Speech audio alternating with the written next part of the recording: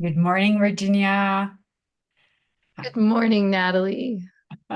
Lovely to see you. So, we just had a brief chat, and you said that lots of things are going on next week. I haven't actually dug into too much what's going on. I know Saturn is changing signs, but you said in the beginning of the week there's lots of other things happening. So, what's something that you've been pinpointing that you feel is going to be um, noteworthy or something that's going to, Oh, well, there's so much movement and aspects being made this week with a lot of the planets. I mean, we're starting off today, excuse me, we're starting off today with the Sun conjunct Uranus, Mhm. which is, it happens once a year as the Sun makes its transit around uh, the zodiac.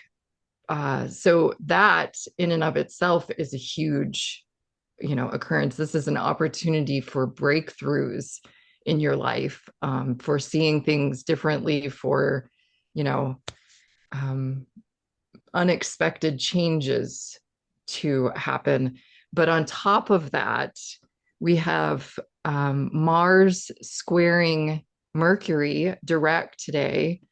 And so that's Mars is in Leo at 14 degrees and Mercury is in Taurus. So, Mars is a very fast moving energy. It's impulsive, especially when it's in a fire sign like Leo, it's ready to go. But with Mercury being in Taurus, this is a very slow kind of energy. So we may have the tendency this week, because this is going to be a dance between these two planets all week. And Venus is going to be in the mix, which is going to help. Venus will be semi-sextile Mercury and trining Leo. I mean, trining Mars in Leo. So she's kind of softening this energy. But this is like this, like we want to move fast. We have this drive and this desire to get things done.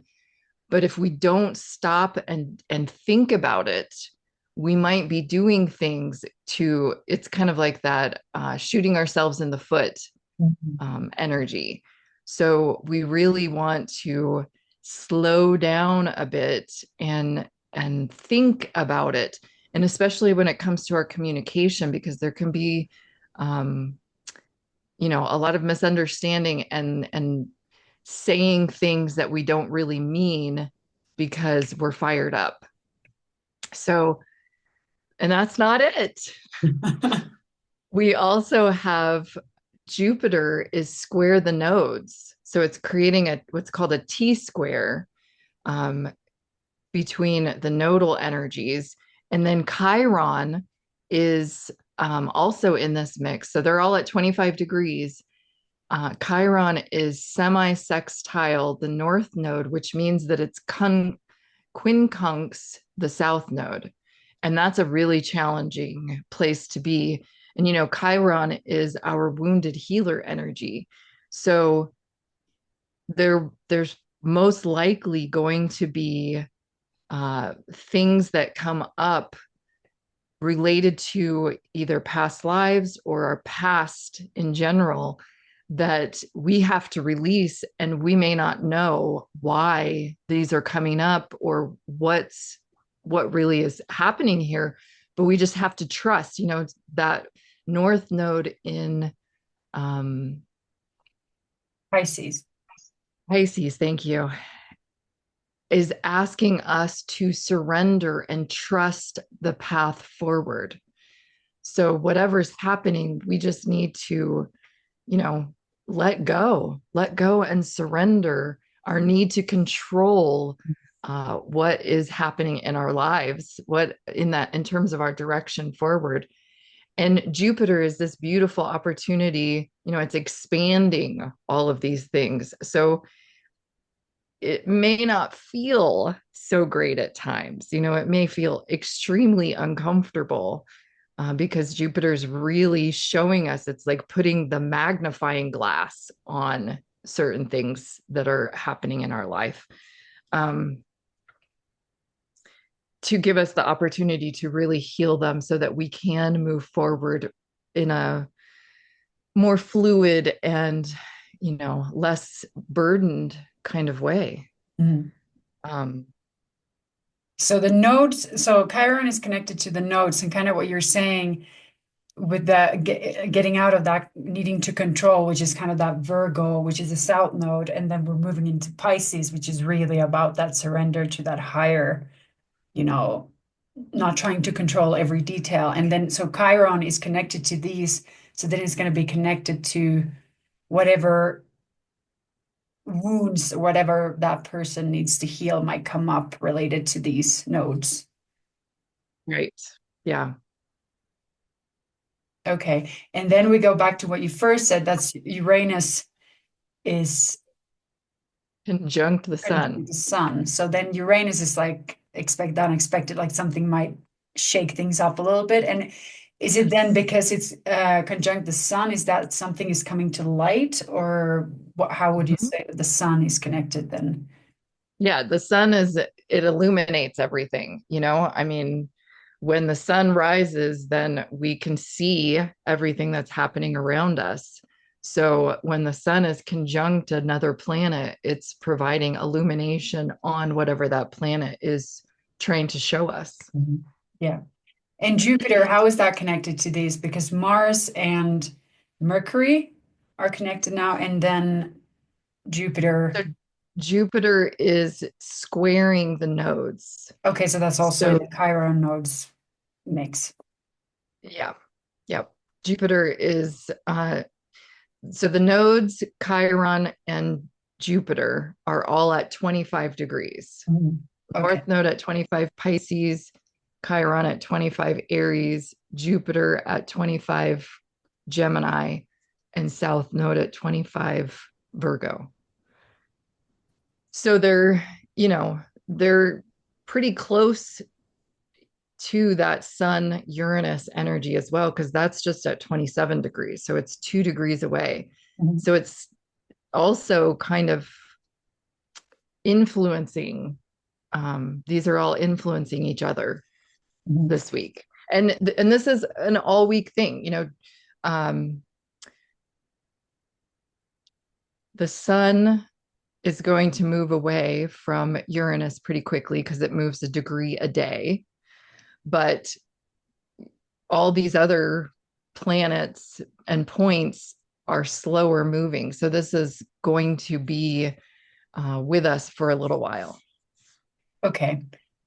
And then we have at the end of the week, we talk about slow moving planets. That's Saturn as well. It's usually for, is it It one stays half? in a sign roughly 2.5 years. Yeah, Yeah. two and a So half. it's a little bit faster than some of the others. But yeah, it's moving into Aries, I think on the 26th. Don't quote me on dates. Mhm. And depending on where you are in the world, that could be different. Yeah.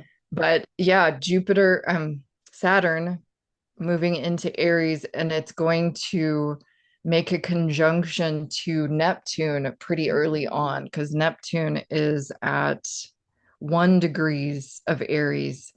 And then shortly after that, it's going to be aspecting Pluto, which is at 3 degrees Aquarius. So it's going to be creating a semi sextile between those three energies. Um, and that'll be happening, like in June or July. Again, don't quote me on dates because they go in one ear and out the other for me. So But I want to touch on this Saturn thing because it's been part of my journey for the past, years with my Saturn return, and just like ask you a little bit about how you see, because this is something like, okay, the people that are born around this roughly at the same time as me, I think your daughter maybe also has Saturn in Pisces. So I was born with Saturn in Pisces, and then it takes about 30 years for it to return the first time, right? about 28. Yeah, Yeah. to return back. So that's when people get their Saturn return, and then, the next one in 28 to 30 years. And so I'm just kind of coming out of that. And it was funny because I didn't know anything about Saturn return, but I started like a Dark Night of the Soul in December 2023. And then later, 6 months later, I talked to somebody who's really into astrology. She was like, let me look like when your Saturn return started. And it was like almost exactly on that day. So that was like a big journey. Well, we had family debts and everything. So it was like, of course, like a lot of grieving and everything that happened. But so how would you describe Saturn and what is something that can happen in a Saturn return and maybe in if you have a Saturn in Pisces, what is that theme about? And Okay. So Saturn, the way that I see Saturn, and this is not true for all astrologers, but because a lot of people associate Saturn with male energy, but I see Saturn as the mother figure. Because when you think about a child growing up, normally in the culture that we've created, mothers are the ones who are kind of setting the boundaries and guiding the children. And that's what I see Saturn as this energy that is giving us boundaries. It's showing us where our edges are, and it's kind of nurturing us, kind of pushing us to um, be the best version of ourselves, to, you know, really step into our energy, our calling. And so when we have a Saturn return, and Saturn makes aspect to itself about every 7 years. So you have, you're born with Saturn, let's say Saturn in Pisces, and then 7 years later, it's going to be square in Gemini. And then 7 years later, it's going to be opposite in Virgo. And 7 years later, it's going to be square in Capricorn, or I'm sorry, Sagittarius. So you're dealing with this, all throughout your life. But the big one is usually that return, because what the return is saying is, hey, have you done the work? Have you gone out and have you done what you set out to do, what you dreamed about doing? When Saturn is the ruler of Capricorn, and Capricorn, we think of ambition, like that goat climbing the mountain. mm, So with Saturn, it's like, what have you done? Have you done everything that you've set out to? Did you did you rise to the occasion? So in a return, it's going to show us where we haven't done that, where we've limited ourselves, where we have, not reached our potential. And it's going to give us boundaries to help us to restructure our lives so that we can move towards those dreams, those goals, those ambitions that we hold. mhm, Um, and then you asked about Saturn and Pisces. Saturn in Pisces, Pisces is the dreamy, kind of watery energy, but it needs structure. So Saturn gives you the opportunity when it's in Pisces to find some sort of structure. It's like a bowl holding water, right? If we just hold the water in our hands, it's going to flow through it. But if we have a bowl, then we can contain that water. So it's really helping us to find our boundaries and our um, parameters on how we can work with that Piscean, that dreamy, that watery, emotional kind of energy. So, it's showing us where we are too lax and don't have boundaries. And so we're just letting that water flow through our hands. And where we've been too rigid and not allowing, letting the water get stagnant, you could say. And how can we create the structures that help to move that water, but in a way that keeps the water from spilling or overflowing. Does that make sense? Yeah, that makes sense. And I feel like the journey of my Saturn return was really because I had all these different spiritual tools and all these practices, but I wasn't being disciplined with them. It was like here and there. And then, when all these things happen, like you go through, you know, family deaths and you maybe have a breakup and all these things, it's like then I forgot about all of my routines and they were like all over not happening. So then my practice was really to how can I make, because I know the morning is the time for me, it's like how can I create a structure around these practices so that there is like even though it's very spiritual and it is very flowy and intuitive, but it's like how can I still have a time, how can I have a discipline where I don't turn on my phone in the morning and I actually do this thing instead. So I feel that was really the lesson, and I felt like through all of it is like if I can take one thing out of this is I need to have my practice and I need to be disciplined about it, because then whatever happens in my life, I have that centers me.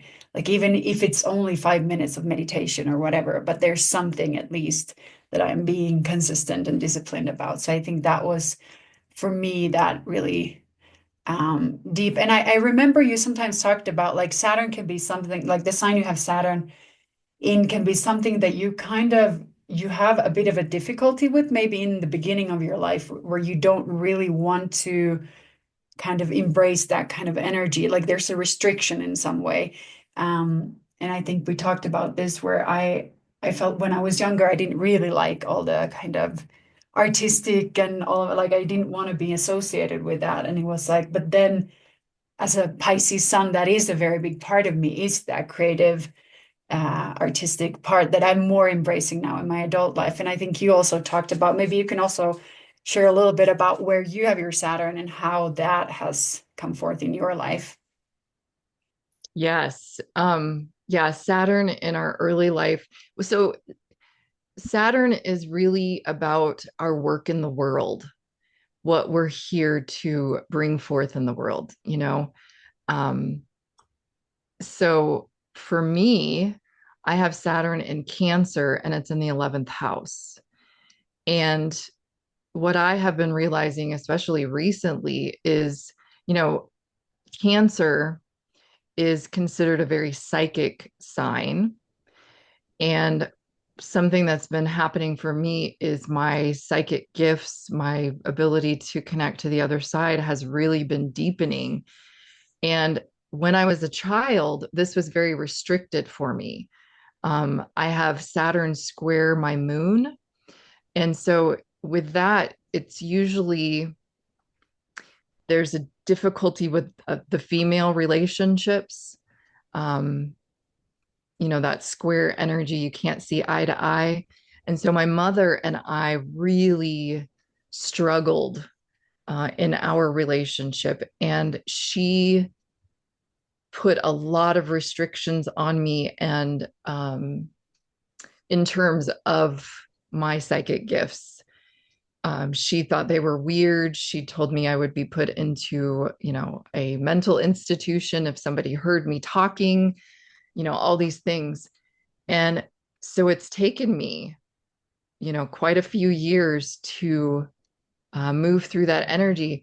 But, what I feel now and what I'm seeing is that my work in this world is to help groups of people, to help our society embrace these psychic gifts, embrace that there is more than just the physical realm, that we have these more subtle realms that we can work with, receive information from, really to enhance the quality of our lives.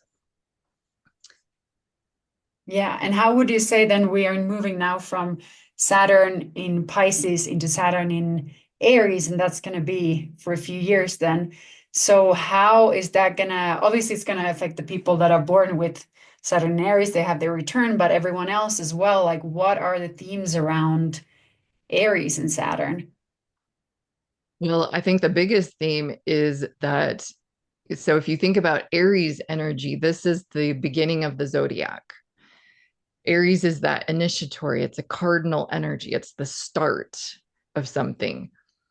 Um, and Saturn is that earth energy.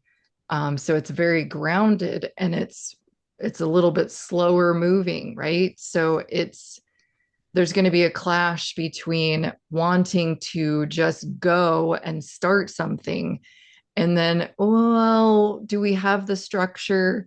So if you don't have the structure set up, then you're going to see things crumble really quickly. So it's this beautiful opportunity for us to um, slow down, look at where we have not put in the effort and energy to create these structures that will help us to build whatever it is that we're wanting to build in uh, at this time in our lives.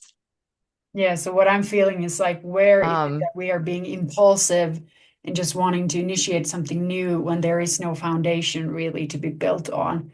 So that's going to be like some themes that, it's an intuitive time. I mean, the fire signs are very intuitive. They're very like flashes of insight kind of energy. So, and Aries is very instinctual, right? yes, Yeah. yeah. So it's a marriage of your instincts and, that builder kind of energy. So trusting your instincts and, creating the structures that maybe you don't have the full knowledge of why you're doing this or what it's for. Just knowing that you need to do it and doing it, in a very methodical, logical, grounded sort of way. And is there something specific that people can look for the next week and the different positions, like where specific, what house they have something, or with the Saturn thing, like does it matter? I guess it matters also how the planets are now coming into each specific chart, but is there something simple that people can look up where it's like, okay, this is gonna, Well, I think the biggest thing is to really just focus um, on staying centered and grounded, not getting caught up in the mental chatter, moving slowly, taking your time, and surrendering to what you don't know, letting go of that control of having to know what everything is for and, what's the next step. Well, maybe you don't need to know the next step yet. Maybe you just need to be present in the current step and um, and surrender that next step. beautiful. And I think one thing we didn't mention, which I assume is happening next week, is that the sun is moving into Gemini. But I think we can cover that in the next episode because that's going to be like a whole, I mean, a month long shift. So I would love to cover that. Absolutely. Yeah. Thank you so much for being with me today and wishing everyone a beautiful week.